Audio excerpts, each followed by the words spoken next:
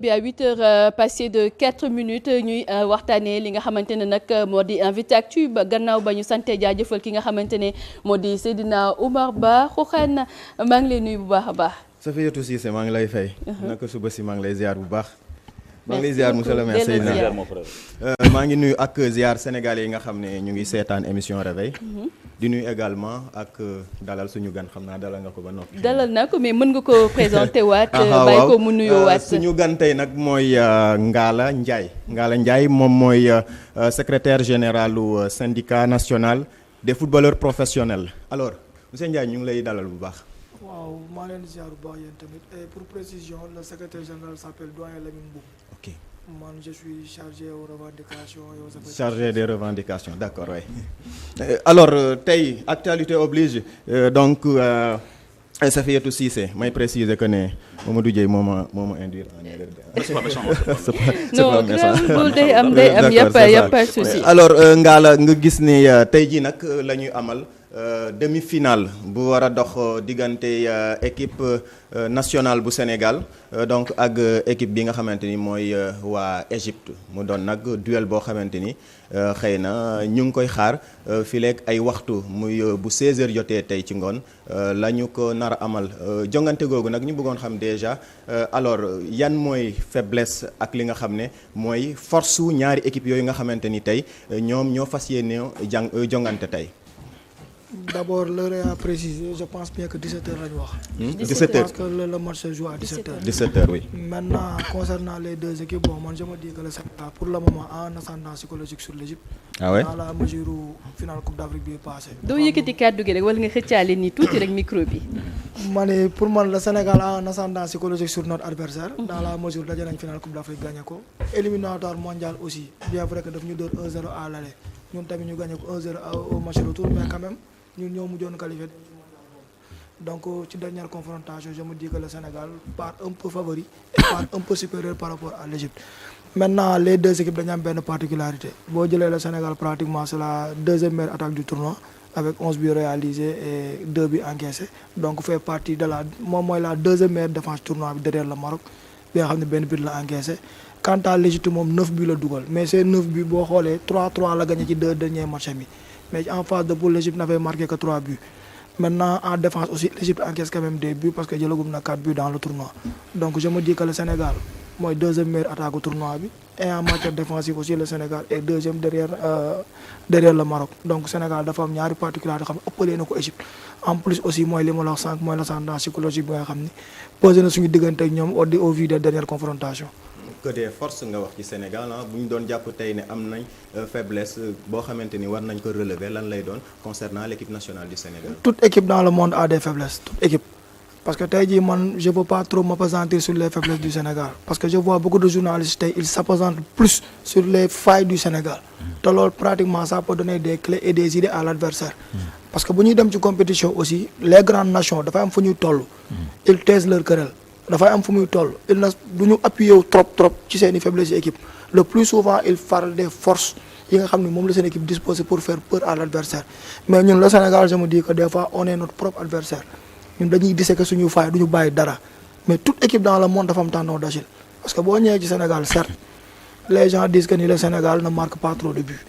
au vu du nombre d'occasions qu'on se procure parce que ñoom ratio boobu la ñuy jël. Moi je me dis que le Sénégal est en nette amélioration parce que je me souviens pas Sénégal fu mu demee campagne ñu naan ay moom mooy la deuxième meilleure attaque du tournoi je me souviens pas de ça certes on a encaissé 2 buts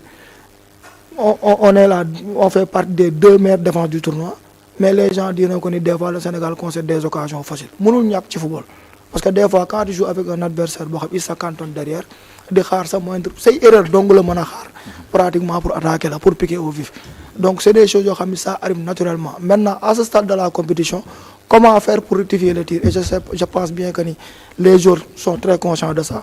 parce que tey jii boo jëlee les cas de Sadio des Koulibaly des Gana Gueye c'est des joueurs qui sont au crépuscule de leur carrière sur le plan international donc il aurait bien aimé sortir par la grande porte et sortir par la grande porte mooy aller en finale et essayer de gagner cette coupe pour sortir tranquillement nga xam ni inch'Allah rabbi dinañ leen mën a honorer dinañ leen war a honorer boo demee pour le cas des Égyptiens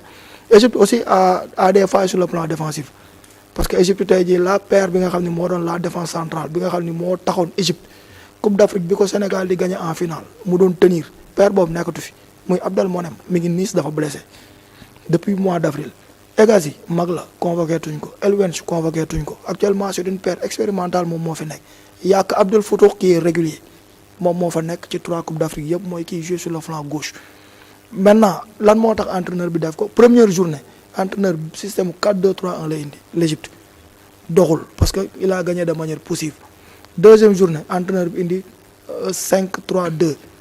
gis nga aussi tamit les résultats n'étaient pas bons parce que 1-0 la gagné score bu étriqué et depuis lors mu delluwaat sur les fondamentaux du football égyptien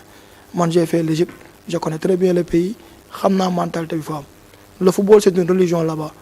maintenant ñoom dañu am benn système boo xam même dès le bas âge même dans les centres de formation ñëpp moom lañ leen di former c'est le 3-5-2 bu leen neexee tey ñu tuddee ko 3-5-2 quand il s'agit de jouer face à un adversaire boo xam ñoom jàpp na ñoo ko ëpp doole qui peut se transformer en système de 5-3-2 quand il s'agit d'un adversaire boo xam jàpp nañ ni kooku mën na leen poser problème donc il est retourné aux fondamentaux loo xam ne Assane Chiata moom la tegaloon ko 3 Coupes d'Afrique après ils ont eu des entraîneurs yoo xam c'est pas des Égyptiens de souche maintenant entraîneur bi fi ñëw di Hassam Hassan c'est un Égyptien de souche il est retourné vers les fondamentaux et gis naa ne ci 2 matchs yu mujj yi def na 3 buts raison pour laquelle actuellement ni man je me dis que ni il essaie de corriger tant bien que mal ses failles pour pouvoir inchallah rabbi défier le Sénégal tranquillement. Mais quelles sont les erreurs à éviter yan erreur la ñu war a éviter en tant que disons équipe nationale bu Sénégal yan erreur la ñu war a moytu. bi ma ciy njëkk a wax mooy des fois les gens disent les ententes de match parce que pour les ententes de match pratiquement Sénégal dafay football les gens disent que ni équipe bi daf koy xaar des fois équipe du ñu xaar des fois y a des équipes qui nous pressent dès l'entame du match maintenant il faudra tout faire pour éviter les pertes de balles faciles. Parce que des fois ñun on se met en danger nous-mêmes on peut se tirer une balle dans le pied ci situation yi demee noonu beneen bi mooy aussi tamit des fois on tombe dans la facilité parce que je peux relever le cas de Koulibaly des fois il est trop sûr de lui-même il prend des risques yoo xam ni ça ne vaut pas la peine des fois sur le plan des relances aussi que muy moom que muy ñaxate des fois ils font des relances yoo xam ne pour man jaru ko donc la première chose à faire mooy moo xam ndax ñoom bloc bas la ñuy jouer y a une conduite à adopter moo xam ndax dañuy presser au sol il faut jouer la sécurité défenseur day tiit défenseur dafa war di tiit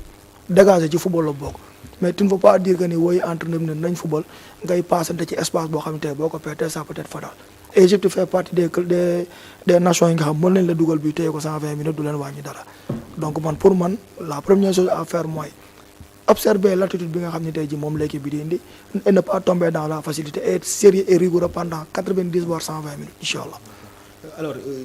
disons est-ce que amoo inquiétude par rapport ak li nga xamante ni mooy disons ni joueurs yi di demee ci wàllu hargne ci wàllu vraiment cette rage de vaincre là en tout cas ñu bëri jàpp nañ ne intensité bi nga xamante ni xëy na dañ koy gis avec les autres équipes comme disons Maroc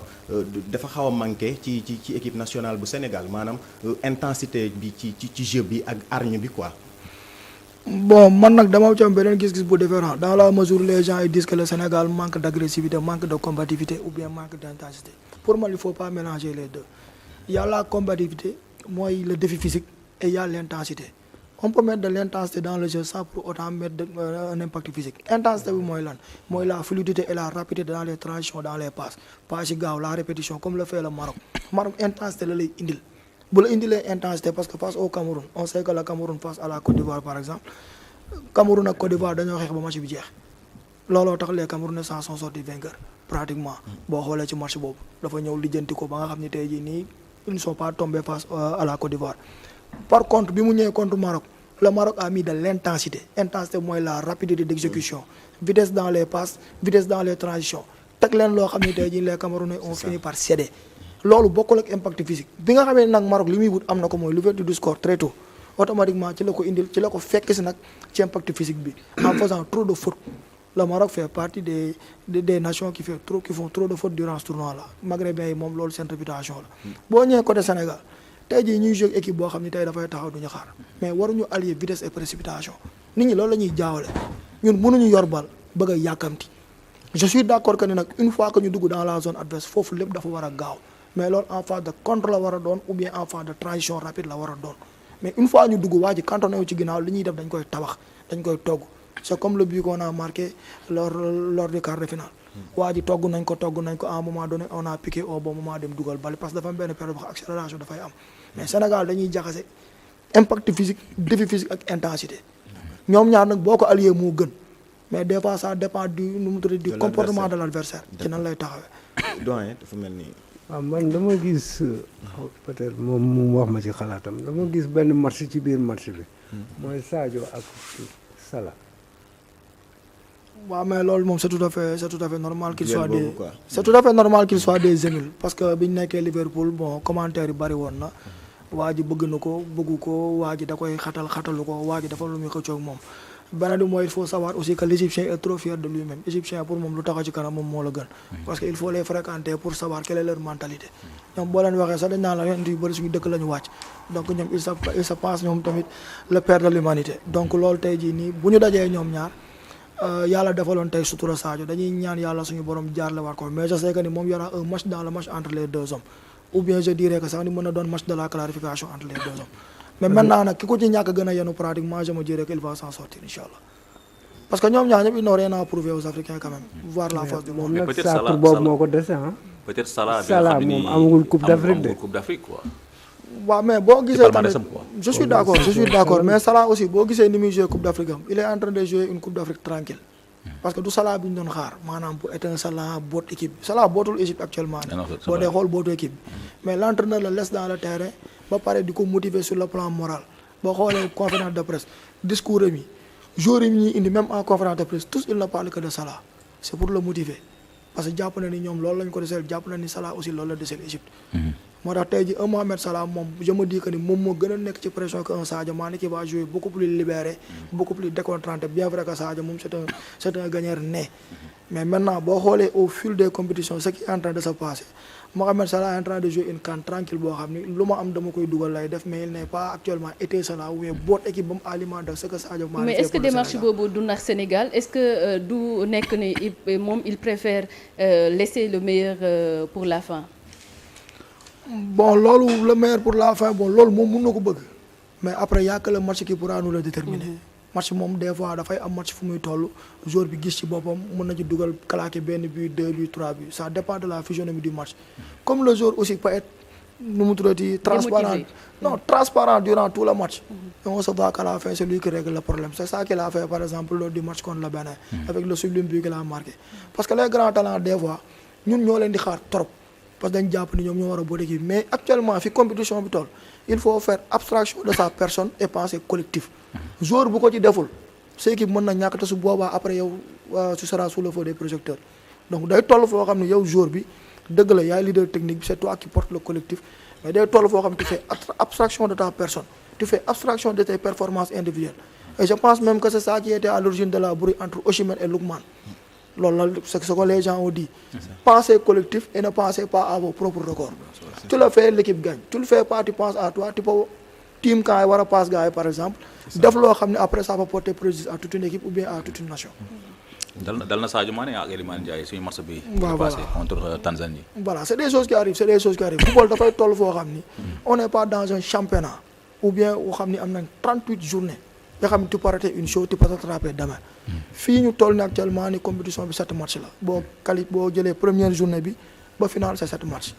donc 7 matchs 3 phases de poule yi jàll na on est en phase éliminatoire directe foofu nga xam ne la moindre erreur sa péage est-ce que tey war naa team kaay man war a jox waa ji mu dugal ma ne non damay dugal pour soigner mes statistiques pour que ñu jàpp ni man j'ai été meilleur buteur de ce tournoi. donc man foofu laay xalaatee. donc je me dis que ni les grands joueurs dans ces moments là pour man foofu la ñuy différencier woo quoi. d'accord gis nañ aussi ci compétition bi ba disons ci quart finale bi équipe nationale bu Sénégal joueurs yi ñu ci bëri jël nañu carton jaune est-ce que loolu du doon obstacle par rapport ak performance même joueurs yi. waaw cette question là un journaliste me l'a posé hier mais man ma réponse a été catégorique su fekkee ne da nga war a football pour xalaat ni par exemple man su ma jëlee carton final du ma ko football di nga war a teg fenn sa tànk doo ko fa teg di nga war a dem fenn def fa faute tactique doo ko fa def. di nga war a dem foo xam ne tu dois te sacrifier pour la nation prendre même un carton rouge s'il le faut pour que équipe bi taxawaat comme ce que avait fait Suarez contre le Ghana nga ne du ma ko def pour lan passer à une finale boo xam ne xamoo ndax di nga ca dem wala doo ci dem pour man donne le meilleur de toi-même. si tu as là et en jouant réfléchis aussi si tu as la chance de ne pas prendre un carton. alhamdulilah soo ko jëlee aussi ñu xam ni le coach yi waxoon moo fi ne on a 28 joueurs titulaires et actuellement nii il a utilisé 23 jours sur 28 possibles donc tey jii jour bu ci football di xalaat ni su ma jëlee carton je pourrais pas ne pas jouer la finale pratiquement tu peux porter préjudice à l'équipe et tu peux te porter préjudice à toi-même. Parce que après bis bu ñu ñàkkee match bi. les commentaires vont bon train. mais naka nga gisee coachingu Pape Thiaw et que également yow pour yow lan la war a teg ci match bi ak tamit peut-être 11. bi nga xamante ne 11 de départ bi ngay proposé. Bon, pour le moment, je me dis que ni Pape est en train de gérer son groupe à son image. Parce que c'est quelqu'un qui est calme, c'est quelqu'un boo xam ne pratiquement nekkul ci ay tontonteeg genre détail yooyu noonu.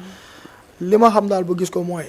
li mu waxoon dès le début ci la nekk j'ai 28 titulaires donc tout le monde peut jouer. Hormis les 2 premiers matchs yi Sénégal football yi nga xam ni gis naa ni le même 11 la reconduire chaque match au moins dina am benn changement. donc ça veut dire que ni match bu nekk ak particularité am match bu nekk ak fusionné même match bu nekk ak li mu laaj. man pour le 11 je peux pas me prononcer là-dessus parce que match bu ne ak lam ciy seet y a des matchs où il a mis Jackson les gens diront que ni non Jackson li muy rat dafa bari mais lui il l'a dit je préfère un attaquant qui se procure des occasions qu'un attaquant boo xam da nga koy lijjantil occasion et football dafa am loolu y a attaquant y a avant-centre y a des attaquants yoo xam ne yow da ngay lijjanti occasion indi leen ñu dugal à l'image des Inzaghi à l'image de pas mal d'attaquants xam ne ils sont pas techniquement ils sont pas fins seen football rafetul mais c'est des finisseurs ñoom da ngay lijjanti occasion indi leen. y a des attaquants yoo xam ni ñoom dañuy lijjanti occasion jox la c'est les cas de Karim Benzema c'est les cas de Jackson mii ci la bokk ñoom dañuy bokk ci jeu bi c'est les cas de Harry Kane à un moment donné il peut se retrouver numéro 10 il peut se retrouver numéro 8 il peut se retrouver excentré parce que seen palette technique may na leen ko ñooñu tey jii nii am na fu mu leen di tege xëy na peut-être équipe bi ça joue regroupé j'ai besoin d'un attaquant qui puisse combiner avec les joueurs dans les petits espaces. mais foofu ba doon proposer benn 11 de départ face à l'Égypte lan ngay proposer ak tamit ndax 4-3-3 la ñuy teg. on ne sait pas je sais que ni daal li ma la mën a wax mooy xamoo ndax Égypte tey daf lay indil 3-5-2 xamoo ndax daf lay indil 5-3-2 parce que wax naa la ko dès le début y a cette particularité. bu la indilee 3-5-2 mooy que ni moom daf lay bloquer ci kaw. bu la ko indilee daf lay bloquer ci kaw pour jouer en défense à 3 bu fekkee daf la indil 5-3-2 ça veut dire que ni 3 défenseurs sa action yi du ñu bouger les 2 pistons tamit dañuy taxaw tout le temps moo lay ëpp en défense moo lay ëpp au niveau du milieu de terrain il crée le surnombre léegi nag su boobaa moom il va laisser 2 attaquants devant qui vont vite pour que en cas de perte de balle mu dóor ko derrière le dos de la défense donc coach bi moom buy aligner 11 am c'est en fonction nu mu tuddati le but recherché tey moom mën na indi Ismaïla Sarr supposons c'est parce que jàpp nañ su boobaa il a besoin de profondeur ou bien que la défense égyptienne peut-être elle est lourde ou bien c'est une défense boo xam ni amuñu yenn vitesse yi tey mën na indi Iliman Ndiaye supposons sur le flanc il se dira que ni j'ai besoin de préparer à gauche pour transposer le jeu à droite pour que Iliman mën a am situation de 1 contre 1 moog waa ji parce que il est fort dans ce domaine suba tey mën na indi par exemple un Iliman Diarra un Habib Diarra il se dira que Habib avec sa capacité de perforation et de frappe tey ji am na fu match bi toll on aura besoin de lui donc le 11 ne dépend ni de moi ni de personne d'autre ça dépendra de lui ce qu'il a préparé aux entraînements ça dépendra de lui ce qu'il voudra proposer et du but recherché en fonction du match. D'accord. Alors maintenant démb gis nañu donc disons le coach Pape Thiaw ànd ci ak capitaine Kalidou Koulibaly ñoom amal nañu en tout cas conférence de presse d'avant match alors de manière globale naka nga jàngatee communication bi nga xamante ni xëy na livré nañ ko. Bon, c'est une communication sereine. C'est une communication sereine dans la mesure où coach bi fidèle à son habitude moom il a donné un discours responsable il a respecté l'adversaire jox ko wàccu waayam et aussi tamit il a dit que ne carrément il fera tout pour passer dans la mesure où bon dafa am benn statut boo xam dañ ko war a assumer face à l'Égypte boo demee sur le cas de Koulibaly man ce qui m'a le plus plu mais par rapport à son intervention par rapport aux supporters parce que tey jii il a montré que ni par exemple bët bi ñuy xawee Sénégal dañ ko war a xoolaat donc quand nos dirigeants nous disent que ni laser yi ak nangam nañ ko moytu et que ci CAN bi ñu gis ni nos supporters ont été exemplaires donc je me dis que ni Kalidou moom tamit il est conscient de ce qui se passe autour de l'équipe pas seulement de ce qui se passe à l'intérieur donc en bon capitaine il est en train de s'enquérir de ce qui se passe aux alentours de l'équipe tout comme aussi il est en train de gérer ce qui se passe à l'intérieur lenn rek laa koy ñaan mooy borom kër du sëngeem c'est lui le capitaine donc c'est à lui de montrer le bon exemple mais des fois dans les matchs on voit que des fois moom ci boppam il ne rassure pas des fois donc man loolu rek laa koy ñaan borom kër du sëngeem c'est à lui de donner le bon exemple moom tamit ni mu koy joxee ci biti dans le terrain et dans ces matchs là c'est à lui d'être fort. parce mais que il ne rassure pas mais est-ce que nekku ne carton rouge bi mu amoon ba toog ñaari match yi ñoom moo xaw a wàññi performance am. mais le carton rouge qu'il a pris sax dëgg la nit la erreur dafay am mais pour man erreur de débutant la c'est un très grand joueur boo xam ne ku ñëpp jox cër la y compris ma personne mais carton fi mu ko jëlee ak ni mu ko jëlee loolu pour man dans le haut niveau ça se pardonne pas. ça aurait été d'autres équipes y a une sanction financière boo xam daf la ciy dañ la ko ciy tegal y a des équipes y a des fautes nga def ko y a des sanctions financières yoo xam dañ la ko ciy tegal parce que dañ koy jàppee maa tey parce que foofu match bi toll moom il devait pas se situer à cette position encore plus attaquant bi di ko féete côté camp moom muy féete côté jeu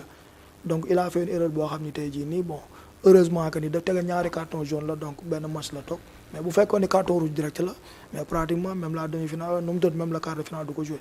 donc je me dis que ni moom en tant que bon capitaine c'est lui qui a donné le bon exemple il est en train de le donner je ne dis pas qu'il a donné un mauvais exemple mais en termes de concentration en termes de mobilisation et en termes d'assurance moom moo ci war a jiitu ñëpp comme il est en train de le faire en dehors du terrain aussi.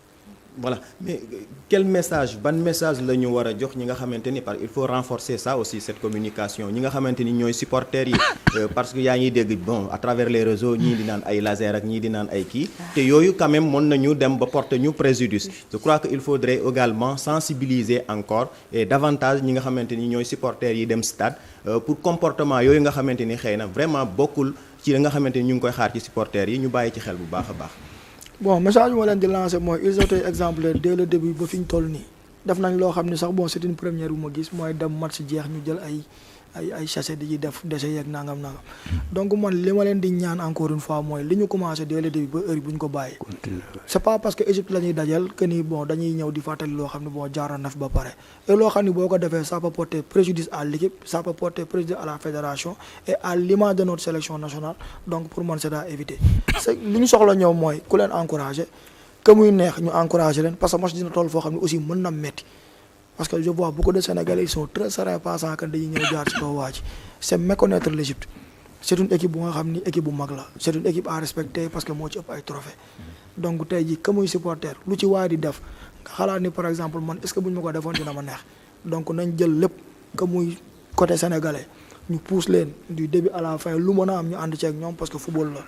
y a que la réalité du terrain qui va déterminer les choses bu dee côté égyptien aussi tamit qu'on soit exemplaire ñu jox leen cër tout en pensant que ni football suba mën nañ defaat tirage et que le Sénégal se déplace du côté de l'Égypte et su boobaa mën na jur leneen loo xam tey gënaluñu parce que y a un antécédent qui s'est déjà passé ici à Diamniadio donc c'est le moment pour man de redonner notre blason inchallah. kon mi nga la wax nga léegi que voilà même bu fekkee wax nga léegi ci sa début intervention que disons yenn occasion yi ñuy manqué occasion de but yi nga xamante ni dañu koy raté ça arrive ci football naturellement mais est-ce que amoo tiitaange par rapport à quand même occasion yi nga xamante ni vraiment ay face à face nga daal di koy raté est-ce que loolu c'est des erreurs également yoo xamante ni ça pardonne tout comme li nga waxee que Koulibaly am na erreur yoo xam ne nii def na ko te erreur boobu à son niveau waruñu ko mën a pardonner est-ce que de la même manière aussi yenn erreurs yi ñuy gis face au but est-ce que erreurs yooyu tamitam war nañ ko mën di koy continuer di koy traîner ci li des ci compétition bi. waaw voilà mais occasion ñan ñoo ko raté occasion face au but pour yow ñan ñoo ko raté. Sadio rek laa ci mën a d'accord ni moom koo xam ni dem nga ba nekk meilleur buteur championnat Angleterre koo meilleur buteur sax laa wax moom ak ñoom Salah moom laa ci gis sax mu raté yenn bal yi bon nga naan Sadio nu mu demee nii Sadio kese mais Jackson je le dis et je le répète Jackson c'est pas un neuf de formation excentré la ñun on l'a pratiqué ici en championnat man j'ai joué 16 ans dans le championnat sénégalais année bi ma bàyyi année bi ci topp la Jackson ñëw te tegaat naa ci sax beneen année supplémentaire boo xam dañ maa forcé ma football AS Pikine fii Jackson excentré la kenn dàq ko football excentré championnat Sénégal bi mu fiy nekk. c'est pas une excuse. xaaral non dinaa ñëw kenn dàq ko. maintenant lucidité devant les buts du ñëpp a ko am. Habib Diallo il l'a parce que dès sa formation dès le bas âge à Thiès la commencé avec ñoom coach Djibi Fall ainsi de suite ba ni mu ñëwee GF Habib Diallo quand la xam.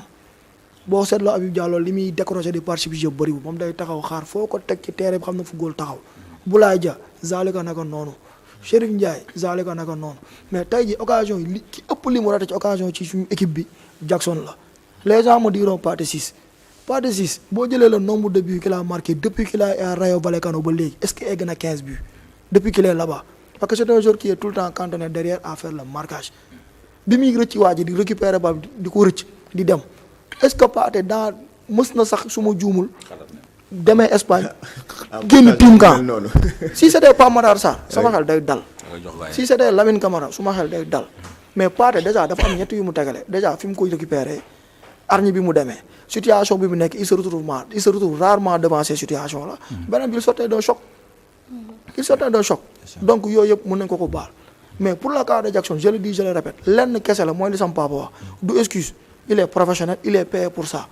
tous les clubs qui le recrutent actuellement il le recrute en tant que numéro 9. donc il doit se parfaire dans ce domaine là. et pour man loolu je lance un appel à Diamasy Camara qui fait partie de ses conseils que ni moom Cristiano Ronaldo woo Messi Sadio Mané keneen ak keneen parce que Sadio pour mu ñëwaat ci niveau bii il a dû se faire violence donc Jackson doit se faire violence wuti loo xam ne tey jii un entraîneur muy liggéey ci loolu dem bu gars yi def ay entraînement moom muy def ay entraînement supplémentaire il doit travailler et performer dans ce domaine là parce qu'il est recruté pour ça excuse amatu ci moom amatu ci man de ce point de vue là moom je suis parfaitement d'accord ak son papa mais Jackson man bu defee yenn yi man dafa dëgg yàlla man à mon humble avis ça me surprend pas bien vrai que du yoon mais aussi ça peut se comprendre par rapport ak ñeneen seen profil. Ngalla yaa ngi tudd sànq c'est que sur certains matchs bii noo def égyptiens yi dañuy xaar parce que boo xoolee bañ leen di gagné Coupe d'Afrique bële passé dañoo xaar presque 90 ba 120 minutes yëpp quoi Aliou Cissé mënut a fexe ba jéem a lijjanti problème bi est-ce que yaakaar nga ne Sénégal instant bi nii loolu ñu ngi koy préparé maanaam bu fekkente ne égyptiens yi ñu ngi xaar naka la ñuy def ba mën a pénétrer ci biir défense su égyptiens yi soit ñu am faute penalty wala ñu jéem a xool naka la ñuy dugalee benn ñaareel aussi mooy est-ce que Sénégal actuellement ñu ngi préparé ci série tiro bi aussi parce que loolu dafa nekk benn facteur boo xam ne gars yi dañ ciy faral di bàyyi xel duñ ci faral di bàyyi xel mooy penalty yi parce que bëri na ci ay joueurs yoo xam ne peut-être mën nañu performant ci biir terrain mais boo leen tegee série tiro bi rek gis vraiment seen lacune quoi. waaw boobu laay njëkkee pratiquement moom en compétition il y a des entraîneurs yoo xam ni même en phase de poule à chaque fois qu'il termine le séance d'entraînement dañ koy pare ak tir au but parce que ci compétition la bokk je dis des fois damay dégg nit ñi des fois naan série penalty chance la bon man d'accord ma ci trop série penalty technique la dóor penalty technique la c'est une chose qui s'apprend je peux donner l'exemple de Messi bien vrai que comparaison n'est pas raison li mu naan raté ci penalty dafa bari c'est Neymar qui l'a aidé à progresser dans ce domaine moo ko dimbali ba finalement penalty yi muy dóor sax finalement moo gën a daw te yeneen penalty yi mu daan dóor Cristiano Ronaldo zaale ko naka noonu on se souvient de David Beckham qui tirait plus de 100 coups francs après les entraînements c'est vrai parce que dafa am loo xam ni technique la science la quand on dit que telle personne est experte dans ce domaine là c'est parce que daf koy répéter même que le gardien de but aussi pour les phases ci penalty aussi loo xam ni la dëgg la da ngay am don mais ça se travaille donc série penalty pour man l'entraîneur a pris compte de ça dans la mesure où tey jii nii il faut s'attendre à tout durant ces matchs là maintenant par rapport au système bu fekkee ni Égypte supposons daf ñuy xaar équipe bu jouer bloc bas y a diverses manières nga kase ko dans la mesure où entraîneur bi nee na yor ma benn système parce que kuy dem ci benn compétition di nga yóbbu ñaar ba ñetti système war nga ko mën a yor pour bu bii kale nga génne bii maanaam da ngay am ay roue de secours une équipe qui joue bloc bas par exemple y a diverses manières de les contrecarrer soo ñëwee par exemple étirer bloc bi pour jéem a jaar ci côté yi mu téye la lool dañ naan la essayer de jouer dans l'axe mais pour jouer dans l'axe il faut que kii passe mën a def des passes qui cassent des lignes am ku xam day dugg ci intervalle par exemple di ko réceptionner pour nga xam ne bu ñu daggee lignes yi moom il fera face au but bu fekkee ni yooyu yëpp mënut a sotti dañ naan la essayer nag bi nga xam ne moom mënut a ñàkk mooy créer des décalages pour faire des frappes lointaines parce que boo dóoree benn ñaar équipe bi dootul taxaw ginnaaw bloc bi day yéeg et su boobaa des fois dafay ubbeeku donc je me dis que ni pour match bii nii l'entraîneur est conscient ak barre de touche bu riche bi mu am que ni bu ma tegee benn système pousse doxul war na mën a am benn capacité de réaction en fonction de l'adversaire et en fonction de la physionomie du match indi ay correctifs nécessaires yi nga xam dinañu mën a permettre ñu perforer bloc bi bañ a dem ak moom sax série penalty ndax série penalty moom dafa aléatoire quoi. aléatoire surtout ça. C'est ça enfin bëggoon naa revenir de la même manière ni ma ko waxee ci disons peut-être supporters yi déplacé wu dem ci stade bi pour ñu moytu yenn comportement yi mais est-ce que gisoo également que ne voilà du point de vue supporter du point de vue askan wi en quelque sorte am na quand même boo ko comparé ak Coupe d'Afrique yi ñu weesu am na quand même da ngay sentir ne bii bu duggee sax ni nga doon déggee voilà gars yi takk di yuuxu loolu dafa xaw a manqué quoi te vraiment ce stade de la compétition on en a besoin quand même pour xëy na mën a pousser waat équipe bi pour ñu mën a dem vers l'avant est-ce que loolu tamit quand même amoo ci communication boo mën a def pour xëy na ñaaxaat askanu Sénégal de manière générale pour ñu mën a accompagner li nga xam ne mooy équipe bi. non xam nga dafa am supporter am spectateur Sénégal beaucoup de gens se sont déplacés dem Maroc en plus de la communauté sénégalaise bi nekk au Maroc mais ñooñu le plus souvent c'est des spectateurs boo ratee ñu jóg yuuxu boo dugalee ñu jubilé mais supporters yi tax ñu naan supporters ñi dem c'est le 12e gaynde c'est Allez Casa c'est Lébou gi mais su ma juumulee ministre dafa wàññi quota bi comme dafa wàññi quota bi xam nga bi ñu koy def fii Côte d'Ivoire moom avion boo jëlee bus da ngay dem mais bii dañu wàññi quota bi dans la mesure dañu wàññi quota bi aussi loolu mën na impacter ba nga xam ni tey nombre considérable de supporters bi nga war am doo ko am par contre ñeneen ñi nga xam dañoo jël seen billet d'avion dem ñoo yóbbu seen bopp dañ leen yóbbu ak la communauté sénégalaise qui est là-bas tout le monde ne peut pas être supporter sa ADN lay nekk nga mën a taxaw jubilé des fois am na supporter xam match bi lu ñu xew dañ leen koy nettali dañuy won ginnaaw terrain bi lépp dañ leen koy nettali ña ngay jubilé ña ngay animé tribune bi ñi ngi ci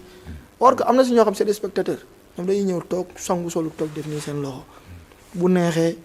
ñu jubilé soo ratee kii lu muy def nii entraîneur lu muy xaar ñoom ils sont plus dans les commentaires que ni supporter donc tey jii nii ñaari aspects yi ñoo ci am mais du moment qu'on a réduit le quota damay ñaan yàlla suñu borom ñu jàll final comme que ñu affrété waat yeneen avion comme l'Algérie l'avait fait comme ça supporter yi gën fa bëri. mais justement yaa ngi tudd final ñu gis aussi am na benn demi-finale boo xam ne war nañu koy jouer ci guddi gi war a dox ci diggante Maroc ak Nigéria ñu gis Nigéria li nga xam war na ko ci wàllu demi-finale yi dem ba tey ñu ngi sa temps ma dem ak bëgg. c'est bon mais c'est bon léegi maintenant c'est ça léegi ñu gis ne Nigéria équipe la Nigéria équipe la boo xam ne gis nañ la nga xam wane na ko ci quart de finale équipe bi di Algérie mu yenn Algérie loo xam daanaka àtt na ko ba finalement gis nga lu ci mujjee Sénégal Maroc aussi mi nga xam daal dafa am avantage gi am moom moo nekk ci terrain mooy abrité compétition yi tey ji Sénégal bu yàlla dogalee tey ji boo qualifié final diggante ñaari équipe yooyu kan nga ci gën a préféré. pour vous dire la vérité pour man c'est pas deux demi-finales c'est deux finales. parce que Coupe d'Afrique bii passé amoon na ñaari outsider. RD Congo génnoon na Afrique du Sud génnoon na mais bii pas cas di ñëw yëpp c'est les 4 meilleures nations actuellement nii sur le plan africain. ñoom ñoo ñëw. excepté l'Algérie bi nga xam ne léegi surclassé na Égypte sur le classement mondial. ci mois de décembre bii passé. donc pour man c'est deux finales. maintenant boo ñëwee ci le cas de Nigéria ou Maroc ku ma ci am baax na. parce qu'on ne peut pas prétendre gagner une coupe ba pare di choisir ses adversaires man moom c'est ma conviction personnelle maintenant bu dee Maroc pays organisateur la je me dis que si on part en finale j'espère bien que ça peut réussir à Pape quand il gagne le CHAN il a battu le pays hôte biir dëkkam bu fekkee ne c'est le Nigéria aussi bon ñun ak moom d'habitude c'est des matchs étriqués c'est des matchs très serrés c'est des matchs yoo xam ni dafay fournir spectacle donc ku ma ci am baax na dans la mesure soo bëggee jël coupe moom li ñu naan ku bëgg a akara da ngay ñëw doo choisir quoi voilà am na solo Fofane bon mu mel ni temps bi xëy na ñu yemale ko fii rek Safi suñu temps jeex na ñu koy jaajëfal bu baax a baax moom Ngalla Ndiaye nekk chargé revendication wu kuréel bi ëmb footballeur professionnel yi ñu ngi lay jaajëfal bu baax a baax. man tamit maa leen di jaajëfal bu baax a baax ci invitation bi saa waay nag daan na ma invité mais da daan fekk ma am obligation feneen. wala de Dieye day fekk ma am obligation feneen. ci yeneen télé. sinon aussi tamit heure bii ni normalement su ma génnee da ngay dem ci bërëbu liggéeykaay bi. donc loolu moo tax tey moom j'ai dû me faire violence pour pouvoir venir. merci mais encore une fois maa leen di remercier ci invitation bu baax a baax. merci beaucoup mais souhaitez bonne chance aux Lions. oui c'est ça qui feront face à l'Égypte au Pharaon à 17h ce soir. yàlla nañu yàlla defal sutura. amiin 17h ne pile daal mbàcc mi commencé. man daal saa waay. bañu ma ci ba fii sax baax na naa jàll rek. waaw. nañ finaalu rek. nañ dem finaalu. incha allah donc noonu la ñuy jaaree dem xool ji suñu page pub te dellu si plateau.